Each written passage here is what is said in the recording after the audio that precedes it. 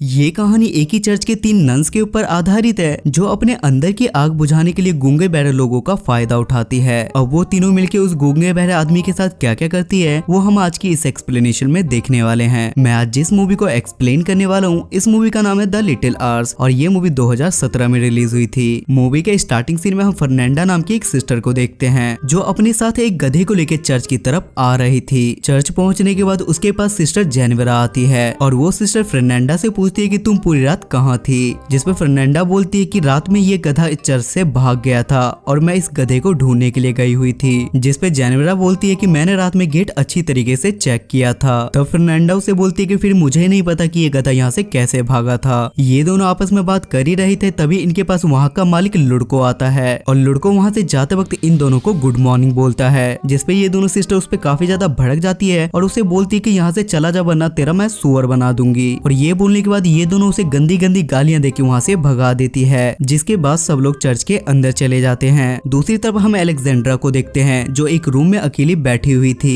क्योंकि अब अलेक्जेंड्रा का मन चर्च में बिल्कुल भी नहीं लग रहा था और वो शादी करके एक नॉर्मल लाइफ जीना चाहती थी ताकि उसे अपनी जिंदगी में चरम सुख का आनंद मिल सके। अगले दिन अलेक्जेंड्रा के पापा उससे मिलने के लिए आते हैं और वो अलेक्जेंड्रा से बोलते हैं कि मुझे शादी करने के लिए कोई भी लड़का नहीं मिला क्योंकि लड़के वाले बहुत ज्यादा दहेज मांग रहे थे। जिसपे अलेक्जेंड्रा अपने पापा से बोलती है कि अगर आप चर्च में डोनेशन देना थोड़ा कम कर दो तो आपके पास दहेज के पैसे हो जाएंगे। जिसपे अलेक्जेंड्रा के पापा उससे बोलते हैं कि मैं ऐसा बिल्कुल भी नहीं कर सकता और उसके बाद अलेक्जेंड्रा अपने पापा से नाराज हो जाती है। अगले दिन ये तीनों सिस्टर एक साथ वहाँ से जा रही थी लेकिन तभी रास्ते में इन्हें ठरकी माली लुड़को मिल जाता है। ये देखने के बाद उन तीनों सिस्टर को उस पर बहुत ज्यादा गुस्सा आता है और ये तीनों मिलकर उसे कुत्ते की तरह मारती है। उसके बाद हम फादर टमासो को देखते हैं जो बुने हुए कपड़ों को लेकर मार्केट उसे बेचने के लिए जा रहा था। तभी अचानक से फादर टोमासो को लुड़को मिलता है और वो उसे अपनी पूरी राम कहानी बताने लगता है और वो बोलता है कि तीनों सिस्टर ने मिलकर मेरी अच्छे से धुलाई कर दी है और उन तीनों ने मिलकर मुझे गंदी गंदी गालियां भी दी और लुड़को बोलता है कि अब मैं इस चर्च में नहीं रह सकता। जिसपे फादर उससे बोलते हैं कि तुम यहाँ से मत जाओ, आगे से ऐसा कुछ भी नहीं होगा। लेकिन लुड़को उनकी बात नहीं मानता और ये बोल के वो वहाँ से चला जाता है। अगले सीन में हम लॉर्ड ब्रूनो को देखते हैं जो अपनी बीवी फ्रांसिस्का के साथ बैठ के पेट पूजा कर रहा था और वो अपनी वाइफ को वार के बारे में बता रहा था लेकिन उसकी वाइफ का ध्यान अपने ही बगल में खड़े एक नौकर मैसेटो पे था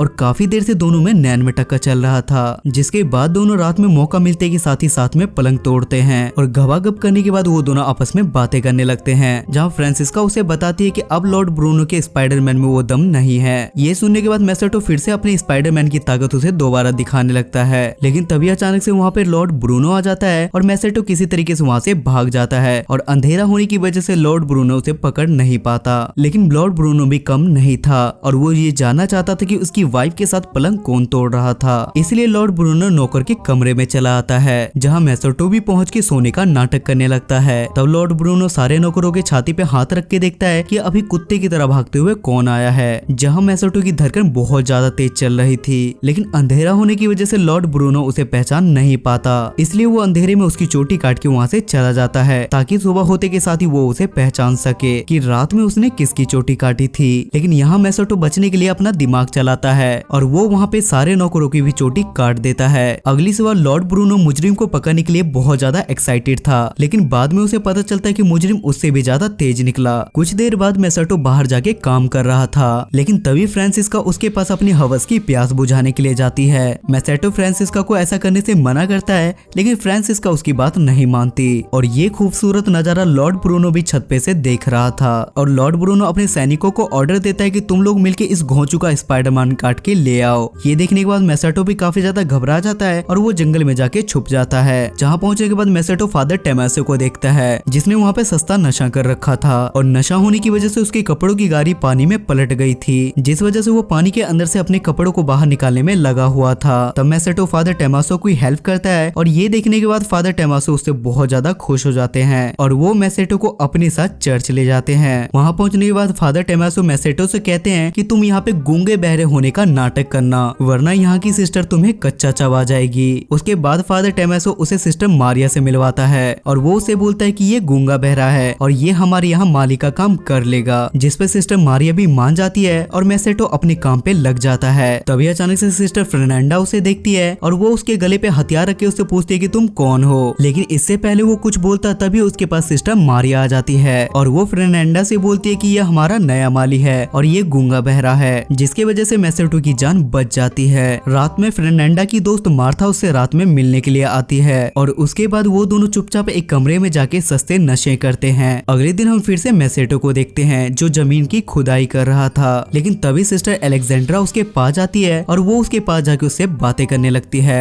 देखते ही देखते अलेक्जेंड्रा का मन बदल जाता है और वो उसके साथ खुले आसमान के नीचे ही गपागप करने लगती है, लेकिन चर्च की घंटी बजने की वजह से अलेक्जेंड्रा को अपना काम बीच में ही छोड़ के वहाँ से जाना पड़ता है। जिसके बाद सिस्टर फर्नांडा नोटिस करती है कि अलेक्जेंड्रा आजकल बहुत ज्यादा खुश रहने लगी है। अगले दिन जेनेवरा सिस्टर फर्नांडा को अपनी दोस्त मार्था के साथ जंगल में जाती हुई देखती है और आगे जाने के बाद वो देखती है कि ये दोनों मिलकर जंगल में वेलाडोना बना रही है और उसे बनाने के बाद मार्था उसके पानी को फर्नांडा की आंखों में डाल रही थी। दोस्तों आप लोगों को मैं बताना चाहूंगा कि वेलाडोना एक तरीके का पत्ता होता है और वो लोग मानते थे कि इस पत्ते की वजह से लड़के लड़कियों की तरफ अट्रैक्ट होते हैं। जिसके बाद ये दोनों दोस्त मैसेटो के पास जाते हैं और वहाँ जाने के बाद ये दोनों उसके साथ घवाघप करने लगते हैं और वहाँ से निकलते वक्त जेनेवरा उन दोनों सिस्टर को वहाँ से देख लेती है। अगले दिन एक अनजान आदमी चर्च के अंदर आता है और फादर टमासो उसे अपने साथ घुमाने के लिए बाहर ले जाता है। अब मैसेटो भी खुद पे कंट्रोल नहीं कर पाता और वो अलेक्जेंड्रा के कमरे में जाके उसके साथ घवाघप करने लगता है, लेकिन तभी वहाँ पे अचानक से एक बूढ़ी नन आ जाती है और मैसेटो बेड के नीचे छुप जाता है और अलेक्जेंड्रा भी नॉर्मल होकर उस नन के पास जाके बैठ जाती है। मौका मिलते के साथ ही मैसेटो वहाँ से भागने की कोशिश करता है, लेकिन तभी वहाँ पे अचानक से सिस्टर मारिया आ जाती है और उसके वहाँ से जाते के साथ ही मैसेटो भी वहाँ से भाग जाता है। अब अलेक्जेंड्रा को पता चल चुका था कि मैसेटो गूंगा बहरा नहीं है, इसलिए अलेक्जेंड्रा मैसेटो के पास जाके उससे पूछती है कि तुमने मुझे इसके बारे में पहले क्यों नहीं बताया। वो दोनों आपस में बात कर ही रहे थे, तभी वहाँ पे सिस्टर जेनेवरा आ जाती है और छुपने के लिए वो दोनों एक कोने में चले जाते हैं। तभी उसे फर्नांडा की आवाज सुनाई देती है और वो भी उसी कोने में जाके छुप जाती है और एक दूसरे को देखने के बाद उन दोनों को झटका लगता है। तभी वहाँ फर्नांडा आती है और वो मैसेटो को बंदी बना के अपने साथ उसे जंगल में ले जाती है और ये दोनों भी मिलके जंगल में फर्नांडा का पीछा करने लगते हैं। जंगल में जाने के बाद ये दोनों देखते हैं कि वहाँ पे बहुत सारी औरतें कुत्ता डांस कर रही है और मैसेटो भी किसी जानवर की तरह पे वहाँ पे बंध के बैठा हुआ था।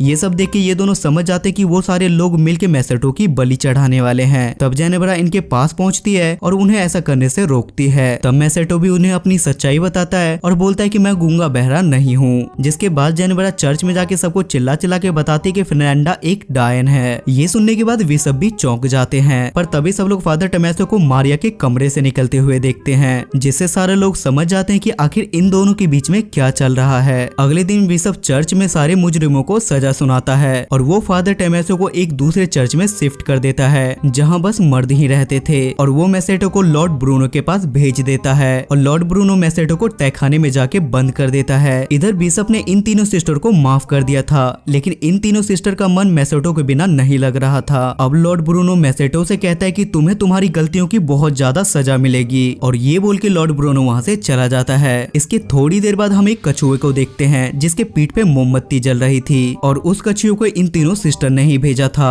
ताकि वो वहाँ से सैनिकों का ध्यान भटका सके। उसके बाद सारे सैनिक उस कछुए के पीछे जाने लगते हैं और ये तीनों नन मिलके मैसेटो को नन वाले कपड़े पहना के वहाँ से ले जाते हैं और वो लोग मिलके वहाँ पे एक पुतला रख देते हैं ताकि सैनिकों को शक न हो। उसके बाद ये तीनों नन और मैसेटो को काफी ज्यादा मजा आ जाता है और ये सब लोग मिलके आपस में घबाघब करते हैं और ये मूवी यहाँ पे खत्म हो जाती है।